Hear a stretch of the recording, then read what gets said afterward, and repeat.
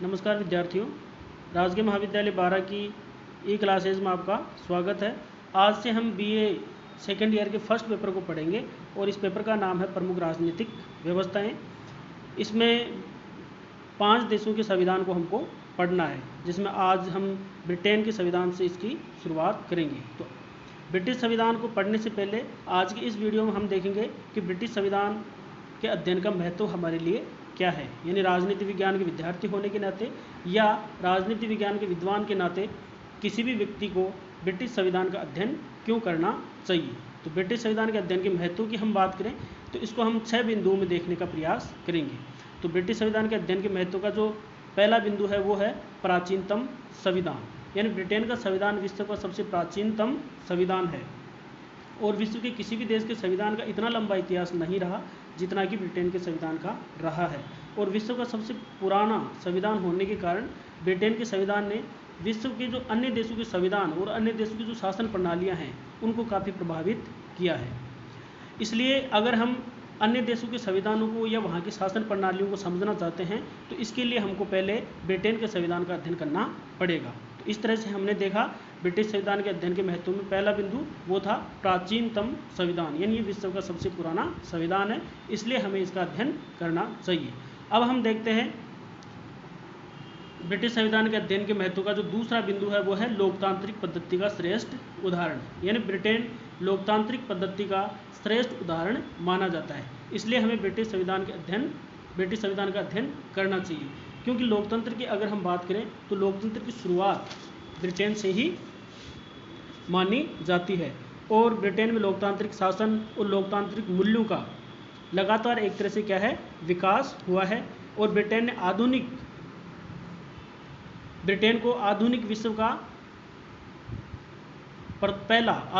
का जो प्रथम लोकतंत्रीय संविधान हम कह सकते हैं। और विश्व के जो अन्य देश हैं उन्होंने लोकतंत्रात्मक जो शासन प्रणाली है उसको ब्रिटेन से ही ग्रहण किया है, तो इसलिए हमें ब्रिटिश संविधान का अध्ययन करना चाहिए।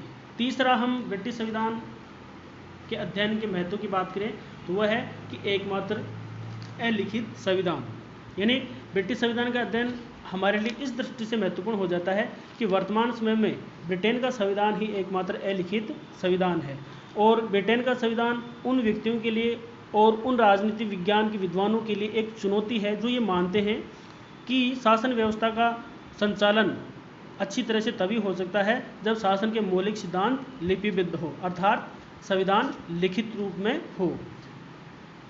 जबकि ब्रिटेन में संविधान लिखित न होने के बावजूद भी न तो आज वहाँ पर अराजकता है और न ही निरंकुशता है, बल्कि ब्रिटेन में लोकतांत्रिक जो शासन प्रणाली है वो भली प्रकार से चल रही है।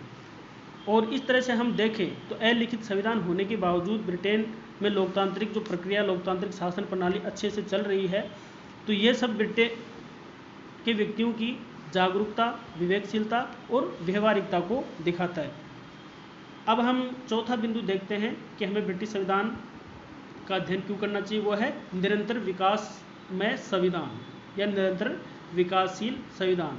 यानी ब्रिटिश संविधान का अध्ययन हमें इसलिए करना चाहिए क्योंकि ब्रिटेन का जो संविधान है, ब्रिटिश संविधान है, वो लगातार विकास का परिणाम है। जहाँ हम अन्य राज्यों की बात करें तो अन्य राज्यों के समान ही ब्रिटेन में भी शुरुआत निरंकुश राज्य से हुई थी, लेकिन कालांतर में वहाँ पर निरंकुशता के स्थान पर लोकतंत्र को अपना लिया गया और वो भी बिना किसी क्रांति या रक्तपात की। जबकि यूरोप के अन्य राज्यों में लोकतंत्र की जो प्रक्रिया को अपनाया गया वो क्रांति के माध्यम से अपनाया गया। तो इस दृष्टि से भी हमें ब्रिटिश संविधान का अध्ययन करना चाहिए। पांचवा बिंदु कि हमें ब्रिटिश संविधान का अध्ययन क्यों करना चाहिए, वह है स्वतंत्रता का प्रतीक, यानी ब्रिटेन का जो संविधान है उसका एक तरह से निरंतर विकास हुआ है और ब्रिटिश संविधान के विकास का जो इतिहास है वो निरंकुशता के विरुद्ध स्वतंत्रता की जन भावनाओं के संघर्ष का इतिहास रहा है। और ब्रिटेन के इस इतिहास ने ब्रिटिश संविधान को स्वतंत्रता का एक सिंबल या प्रतीक बना दिया। इसलिए ब्रिटिश संविधान में नागरिकों के किसी भी प्रकार के अधिकार पत्र का उल्लेख नहीं किया गया है। इसके बावजूद ब्रिटेन के जो नागरिक हैं वो अन्य देशों के समान ही नागरिक स्वतंत्रताओं और नागरिक अधिकारों का उपभोग करते हैं। छठा बिंदु कि हमें ब्रिटिश संविधान का अध्ययन क्यों करना चाहिए, वो है कि विश्वव्यापी प्रभाव, यानी ब्रिटिश संविधान के अध्ययन के महत्व का एक प्रमुख कारण ये भी है कि विश्व की सबसे प्राचीन और प्रभावशाली शासन पद्धति के जनक के रूप में इसने एक विश्वव्यापी प्रभाव ब्रिटेन ने डाला है और विश्व के उन राज्यों पर विशेष तौर पर प्रभाव डाला है जो कि पहले ब्रिटिश साम्राज्य के अंतर्गत हुआ करते थे।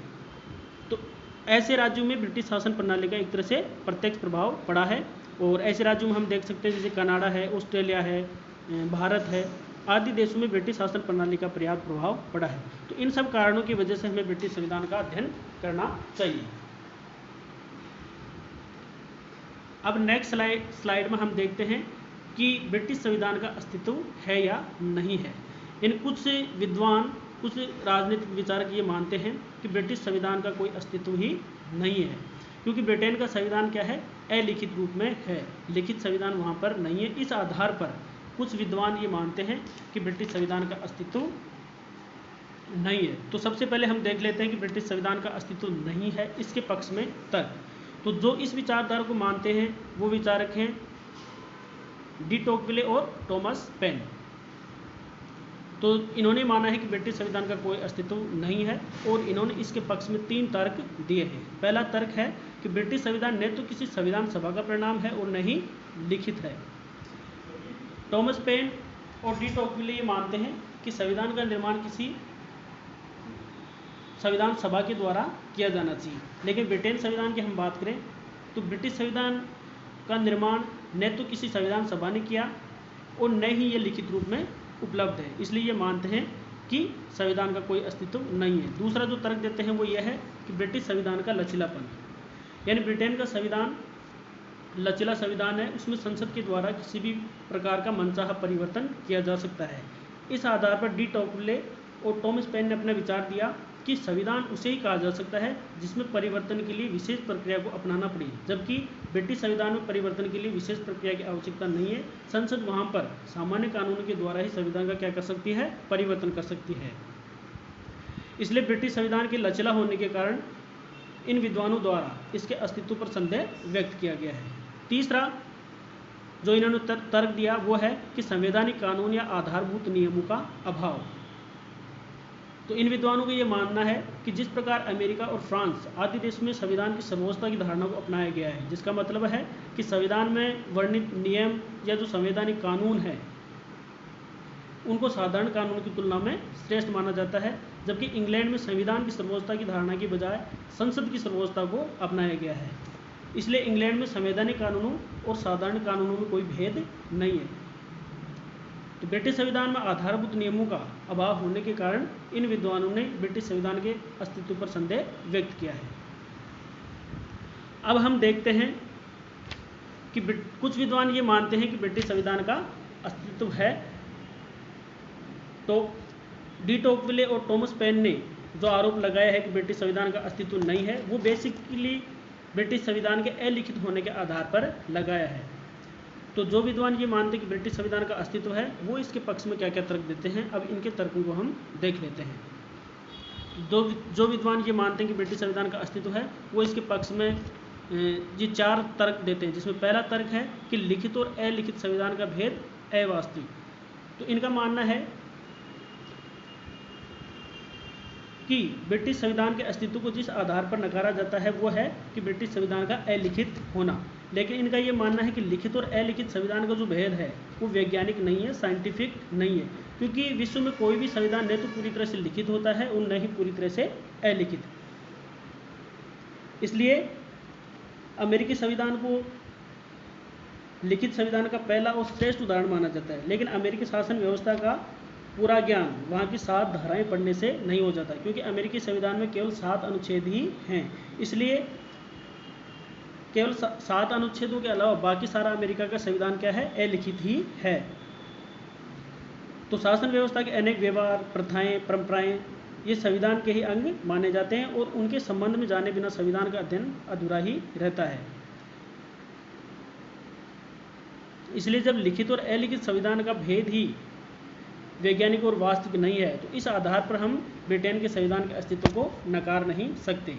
तो दूसरा जो तर्क है वो है कि ब्रिटिश संविधान का एक अंश लिखित भी है। यानी जो विद्वान ये मानते हैं कि ब्रिटेन का संविधान क्या है, अलिखित है, तो उनके लिए ये जवाब है कि ब्रिटेन के संविधान का एक अंश लिखित भी है, पूरा का पूरा ब्रिटिश संविधान अलिखित नहीं है। क्योंकि ब्रिटिश संविधान के अंतर्गत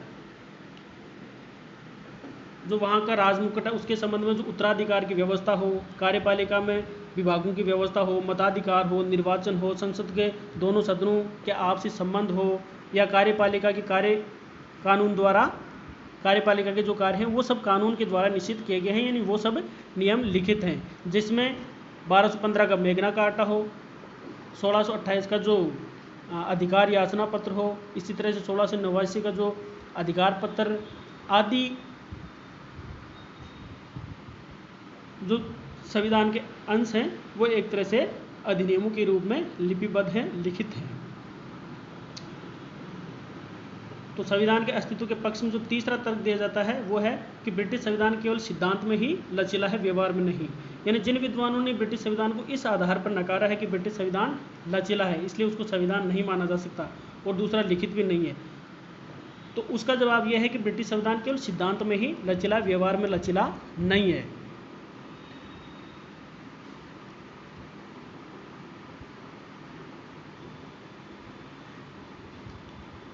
क्योंकि व्यवहार में ब्रिटिश व्यक्तियों की रूढ़िवादिता और उनकी राजनीतिक परिपक्वता ने ब्रिटिश संविधान को पर्याप्त सीमा तक क्या है, कठोर बना दिया है। और ब्रिटेन में ये परंपरा है कि शासन व्यवस्था में यदि महत्वपूर्ण परिवर्तन करना हो, संविधान में महत्वपूर्ण परिवर्तन करना हो, तो ये कार्य चुनाव के समय जनता से प्राप्त स्पष्ट आदेश के बाद ही किया जा सकता है। तो ऐसी स्थिति में संसद एक संविधान सभा हो जाती है, और व्यवहारिक दृष्टि से संविधान को लचीला हम नहीं कह सकते। चौथा ब्रिटिश संविधान के अस्तित्व के पक्ष में तर्क है वो है कि ब्रिटिश संविधान में आधारभूत नियम है। यानी यह कहना बिल्कुल गलत है कि ब्रिटिश संविधान में आधारभूत नियम नहीं है, क्योंकि ब्रिटिश संविधान में मेघना कार्टा, पेटिशन ऑफ राइट 1628 का, इसके अलावा बिल ऑफ राइट्स जो 1689 में आया, इस प्रकार के आधारभूत नियम हैं। तो इस प्रकार हम देख सकते हैं कि इन तर्कों के आधार पर कहा जा सकता है कि ब्रिटिश संविधान का क्या है, अस्तित्व है। तो आज की वीडियो में इतना ही, धन्यवाद।